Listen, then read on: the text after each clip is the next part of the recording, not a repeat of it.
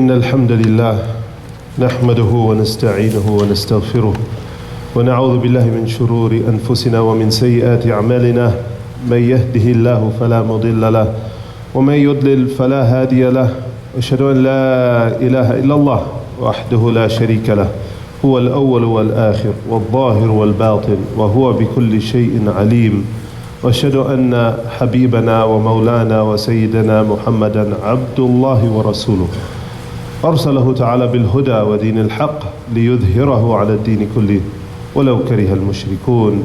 اللهم صل وسلم وبارك على هذا النبي الكريم وعلى آله وصحبه أجمعين ومن تبعهم بإحسان إلى يوم الدين. يا أيها الذين آمنوا اتقوا الله حق تقاته ولا تموتن إلا وأنتم مسلمون. أما بعد. Bismillah ar-Rahman ar-Rahim. Dear brothers and sisters, we start by praising Allah subhanahu wa ta'ala, the one and only, the absolute, the one who has no beginning and the one who has no end. And we ask Allah the Most High to send His peace and blessings upon our beloved Prophet sallallahu alaihi wasallam, upon his family, upon his companions, and upon the believers everywhere. Ameen ya Rabbil Alameen. First of all, our sisters in the back, can you hear us okay? The sound is clear? Okay, alhamdulillah.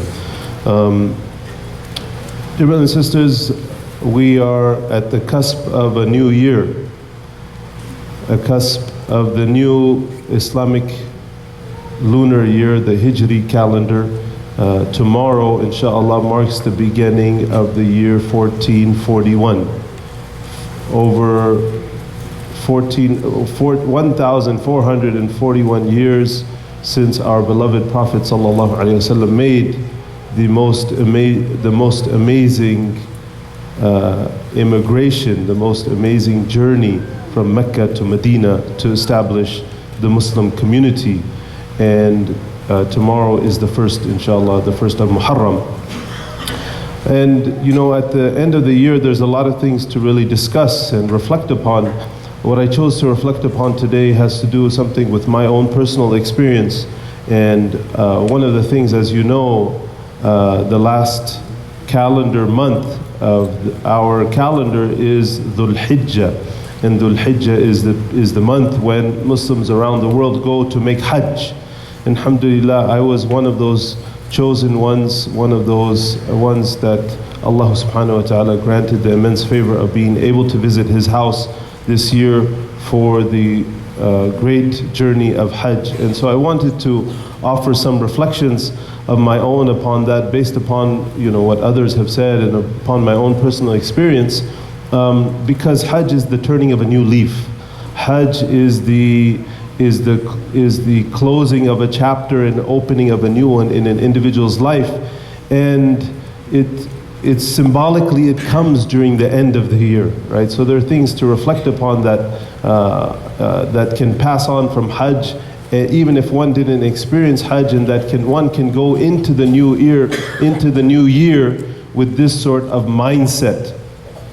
And Hajj is that time when millions and millions of Muslims from around the globe, they set out from their homes, leaving everything behind, bidding their families farewell, and asking people forgiveness, writing their wills, not knowing whether or not they're going to come back, and following, and the actions that we partake in Hajj are following in the footsteps of the greatest people that ever walked this earth.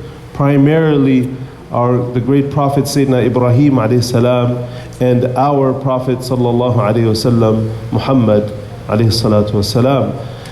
And so this journey is about following the footsteps in those who established Tawheed, this fundamental concept in the life of humanity.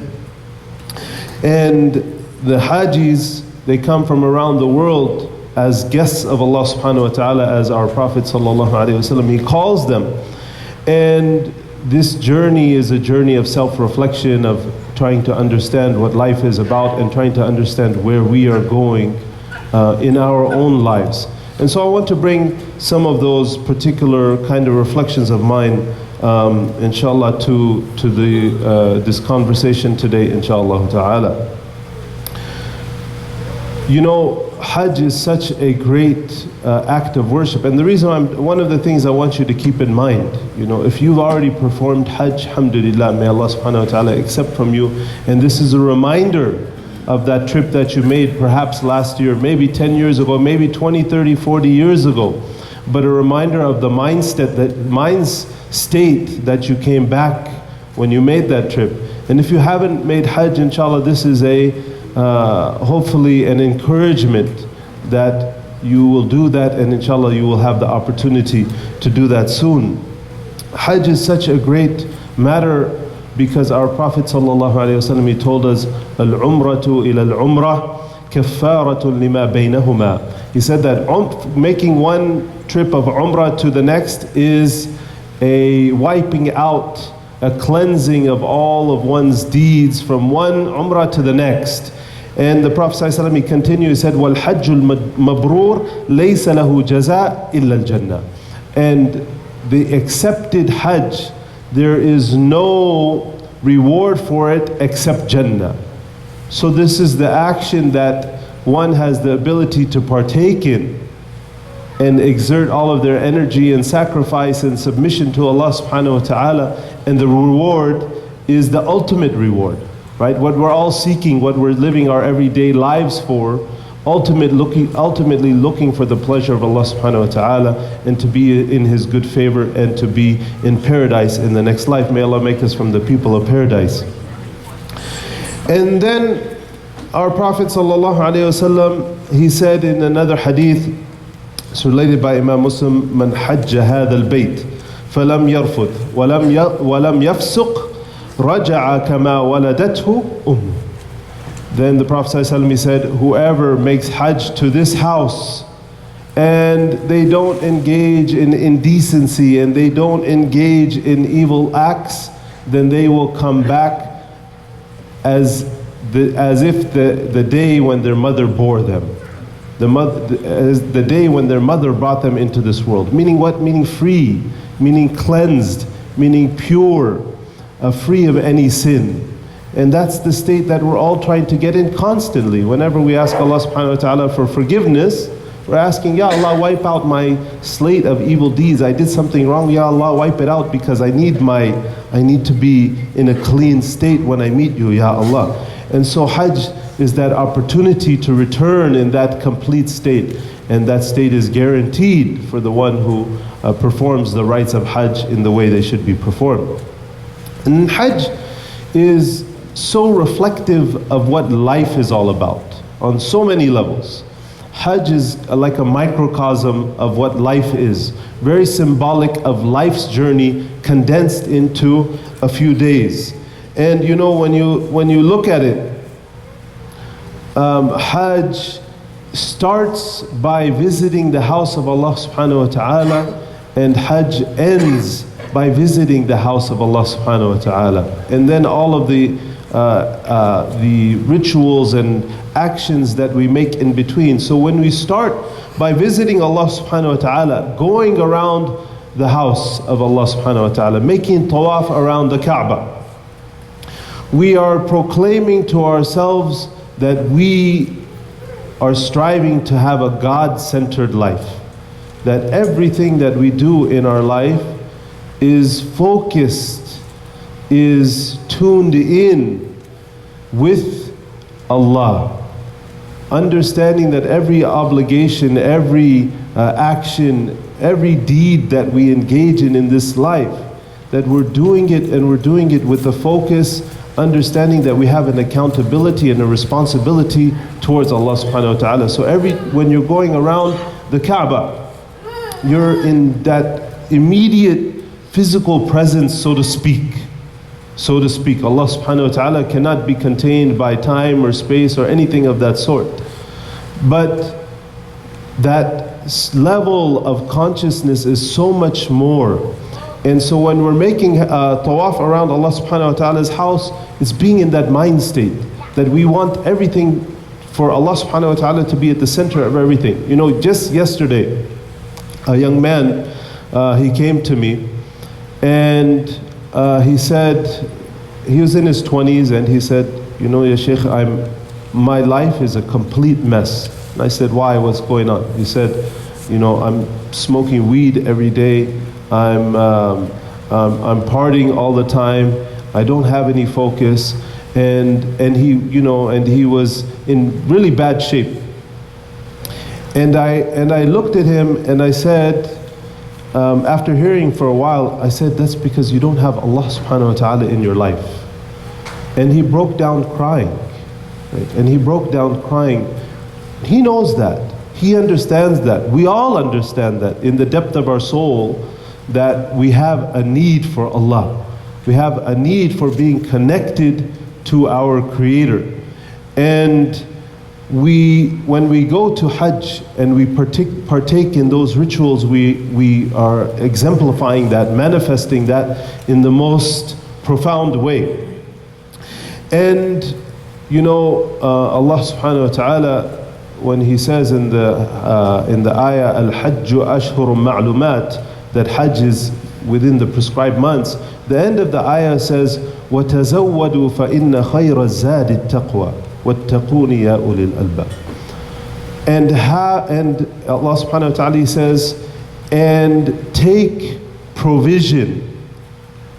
And the best of provisions is taqwa.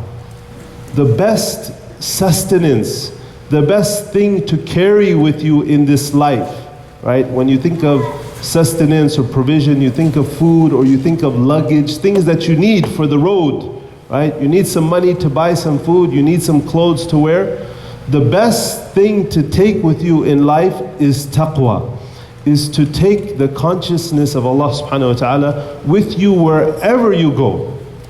And Allah subhanahu wa ta'ala, He says, and have taqwa of me, O people of intellect. So people that use their faculty of intellect, which is the primary thing that distinguishes us as human beings from any other creature on this earth, the person that uses this great blessing that Allah subhanahu wa ta'ala has given us in the proper way, Allah is telling us, have taqwa. You're intellectually, you should understand that you need to be connected spiritually. And so tawaf and starting the Hajj is that connection with Allah subhanahu wa ta'ala. And then in between, when we make Umrah, when we make Hajj, we wear the most simplest clothing. For those of you that have been to Umrah or to Hajj, you know that you put on, for men at least, you put on this bottom piece of clothing and more or less a towel or a sheet and this piece on top.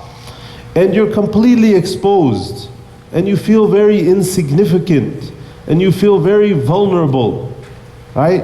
Wearing this most simple attire, which is signifying our humility before Allah subhanahu wa ta'ala. Telling ourselves that we are so insignificant in the sight of Allah subhanahu wa ta'ala. And you know, it reminds me that we make life so complicated. Life is very simple. It's us standing in front of Allah every single day of our life and being conscious of what we do and how we do it. But we make it more complicated with all of the different things we engage in, and life is complicated, no doubt. But to remember this simple fact of being humble before Allah subhanahu wa ta'ala and standing in front of Him. We may wear fancy clothes and we may drive fancy cars, but when us and Allah, our heart with Allah subhanahu wa ta'ala, we stand, you know, in complete humility. So we must understand the order of things and the priorities of life. And then one of the most important pillars of the Hajj, as the Prophet ﷺ told us, Al-Hajju Arafah, that Hajj is standing in Arafah, standing in complete, and completely being in tune with Allah subhanahu wa ta'ala for the whole of the afternoon, for hours at a time. making sincere prayer to Allah subhanahu wa ta'ala, standing and making dua, asking Allah subhanahu wa ta'ala for everything that we want in this world, asking Allah to help us change our condition, asking Allah subhanahu wa ta'ala to help rectify our families, to help us in our affairs, to make us good fathers and mothers and brothers and sisters, and to make us people who are going to do something of value in this world. We learn from that the connection with Allah subhanahu wa ta'ala, it has to be constant and it has to be meaningful. When you stand on Arafah, on the plain of Arafah, you stand, and for those that really push themselves, able to stand all the way from Dhuhr up until Maghrib, or at least good portions of there in between, standing in constant prayer. And that's what life is for us as Muslims. Other people wonder, why do Muslims pray 5 times a day? Because our connection with Allah subhanahu wa ta'ala has to be constant. If He is the center of our life, as we claim, and even some others claim, then there has to be a method by which we connect with Him. And that's what we take when we have the prayer. So Arafah signifies that. And it has to be meaningful. When people stand in Arafah, they're standing and you hear people crying, you hear people sobbing, you see people completely drowned in their prayer, right? That connection that we make with Allah subhanahu wa ta'ala 5 times a day, it has to have meaning. It's not just motions we go through, but it has to be a real connection. And then also, one of the things that we experience in Hajj is the battle with shaitan, the fighting that we engage in with shaitan. When we go to the pillars where Sayyidina Ibrahim alayhi salam, when shaitan, he appeared to him and he took some stones and he threw them at him. And we engage in that same action today. And our life is the same. Our life is the same. Like I said, we start with Allah subhanahu wa ta'ala. We have a God-centered life. We constantly try to connect with Him. But then shaitan comes in the middle, and the weakness of our own self comes in the middle. Our base desires, we get distracted, we get lost, and we get off track. And there's so many things that are going around, and in the rituals of Hajj, we take these stones and we're throwing them at the shaitan to remind ourselves that that's a constant battle. And we do that actually on 3 days, if not 4 days during the Hajj, right? That we're engaging, showing that throughout the Hajj, that's an action that you're engaged with, just as life, throughout life, that is a constant battle that we have to engage in. And then we finish at the Kaaba. The Hajj, also the end point of the Hajj is at the house of Allah subhanahu wa ta'ala. Everything begins and ends with Allah subhanahu wa ta'ala. Inna lillahi wa inna ilayhi raji'un. From Allah we come and to Him we return. And our life has to be viewed that way, right? That Allah subhanahu wa ta'ala, He put us on this earth with a purpose. And before He even put us on this earth, He took a covenant from us and He asked Him, am I not your Lord? And we all bore witness that yes, Ya Allah. We all know in our hearts. And then we live our life as such. And then we understand that the final return is to Allah subhanahu wa ta'ala. So, subhanAllah, brothers and sisters, so many lessons I wanted to share. Our time only allows us to share so many. Some other things that perhaps are worthwhile mentioning is that one of the important lessons that we learn from Hajj is that it is an individual experience, but it takes place amongst our brothers and sisters collectively. Millions and millions from around the world. So we are doing our best, striving our utmost to connect with Allah, but that's not without our brothers and sisters around us. Right? So this connection is so important. This is a central concept in Islam. إِيَّاكَ نَعْبُدُ وَإِيَّاكَ نَسْتَعِينُ. You alone we worship, Ya Allah, but it's we that are worshipping you together.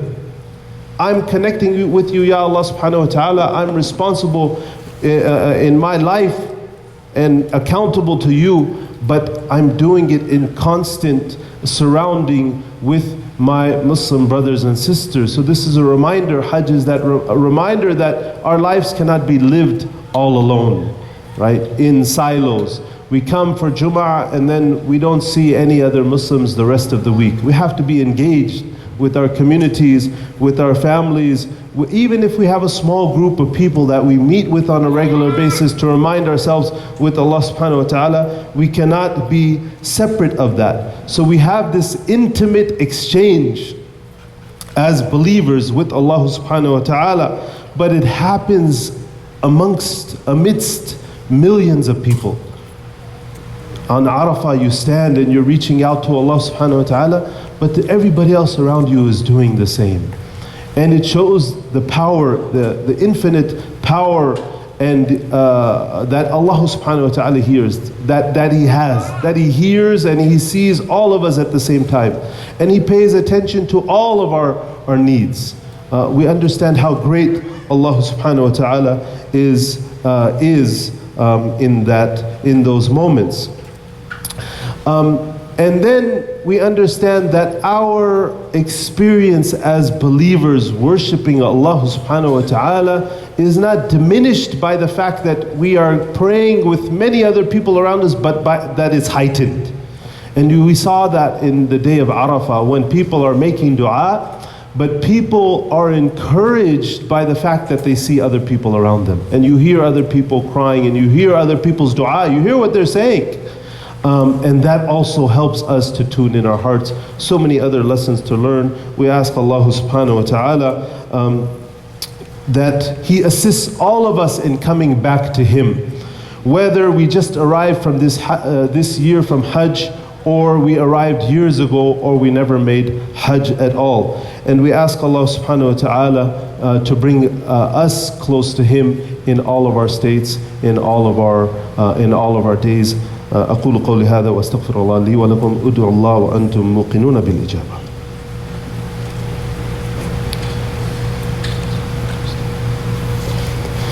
بسم الله الرحمن الرحيم الحمد لله رب العالمين والصلاة والسلام على رسول الله وعلى آله وصحبه أجمعين. Dear brothers and sisters, I'm talking about my experiences that I had this year at Hajj. It was the first time I had the opportunity, alhamdulillah, to make Hajj in 20 years. And I thought I would share them as a means of sharing, having come back to the community, giving khutbah for the first time in the community since I came back, and also inshallah as an encouragement. A couple of things I wanted to mention before I close. Number one, I saw some beautiful things in Hajj, and I met my brothers and sisters from around the world, every part of the globe, and had conversations with people in multiple languages, and asked about how the Muslims were in different parts of the world, and I learned a lot. One of the things I learned is that we, unfortunately, in these days, we are seeing a lot of things that are extremely troubling. We know what's going on in Kashmir, and we know that the Indian far-right nationalistic government is trying to cut off the Kashmiris, who are primarily a Muslim people, from their ummah, trying to take their rights, trying to take away their human dignity, and torturing and doing all kind of horrible things to the Muslims there. And unfortunately we see the response of Muslim leadership around the world almost a big zero. Almost a big zero, even though Muslims make up 1/4 of humanity, but we see the Muslim governments barely reacting, except for a couple of bright lights that we have in this ummah, namely the leadership in Turkey, who actually has the boldness to take a stand. Whereas others, we see a dead silence, or we actually even see them collaborating with other people against their own Muslim brothers and sisters. And you all know what I'm talking about. You saw how the Prime Minister of India was welcomed or given the highest honor award by the leadership in the United Arab Emirates. And we see these despicable sort of things. We see leadership like that, but the people of this ummah, my brothers and sisters, are in good shape. The people of this ummah have good hearts. The people of this ummah have so much love for their brothers and sisters everywhere else in the world. I experienced that this Hajj. And I know it's just the leadership. And I know it's this very small percentage of people. And inshallah, we ask Allah subhanahu wa ta'ala to change our condition. And we ask Allah subhanahu wa ta'ala to bless us with leaders in the Muslim world who will be a means by which this ummah will change for the better. Say Ameen. And we see, unfortunately, these leaders who are plotting against their own brothers and sisters in Kashmir, our brothers and sisters in eastern Turkmenistan. I'm talking about the Uyghurs in the modern day state of China, and so on. And I saw very sad things. I was in a taxi with a Yemeni brother, and this Yemeni brother, I talked to him, I asked him, how is the situation in Yemen? Sayyi, very bad. I said, where is your family? He says, my family's in Yemen. And so the sad irony of it, that we find our brothers and sisters who have to work in a country where they earn their living to support their family back home, and the country that they live in is the reason for the cause of destruction in their own homeland.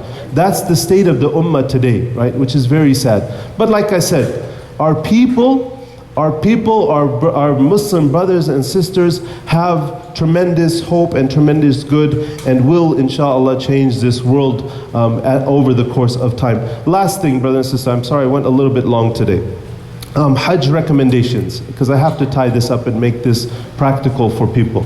Hajj recommendations. For those of you that have never made Hajj and you have the ability and the means to make Hajj, make the intention to make it next year.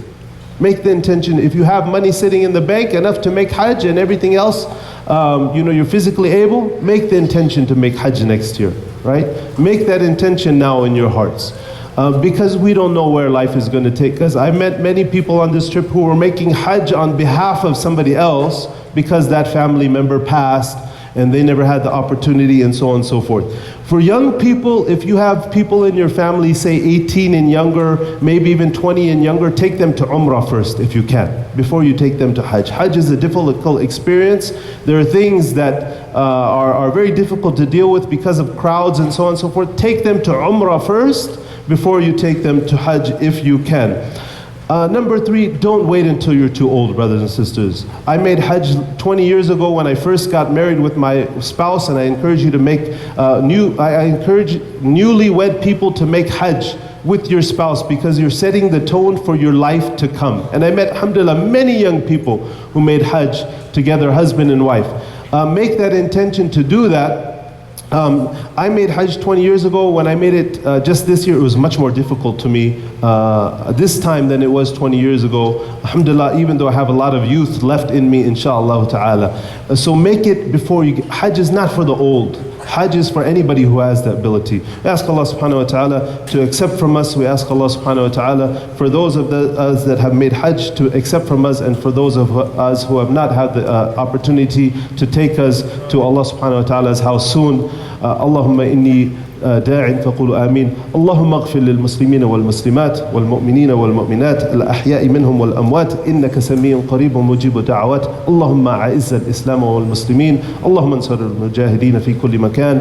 اللهم أرنا الحق حقا وارزقنا اتباعه، وأرنا الباطل باطلا وارزقنا اجتنابه. اللهم ربنا آتنا في الدنيا حسنة وفي الآخرة حسنة وقنا عذاب النار، وأقم الصلاة.